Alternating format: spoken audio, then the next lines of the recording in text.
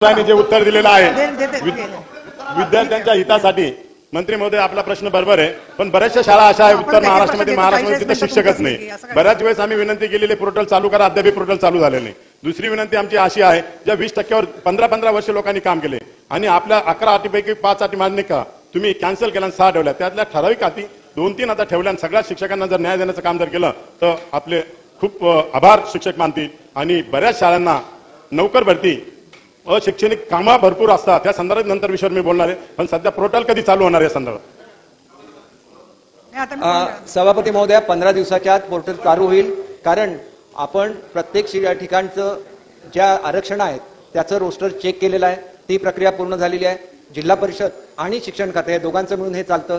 आपल्या सगळ्यांचीच मागणी होती की 6व्या टप्प्यामध्ये जे सिनियर टीचर्स दुसऱ्या ठिकाणी पाठवले गेलेले होते त्यांना आपल्या जागेवर आणा, ती मान्य केल्यामुळे त्यांचे प्रत्येक शिक्षकांना ते आपल्या जागेवर आणतायत आणि येत्या 15 दिवसामध्ये मी सांगितलेलं आहे की पोर्टलवर भरती सुरू होईल। म्हणजे जिल्हा परिषदेच्या जाहिराती निघतील, त्याच्यानंतर विद्यार्थ्यांनी आपला चॉईस दिला पाहिजे आणि तो चॉईस दिल्यानंतर त्यांना रितसर त्यांचं समुपदेशन करायला लागतं, ते करून त्या ठिकाणी त्यांना हजर करून घेतलं। प्रश्न क्रमांक 21,700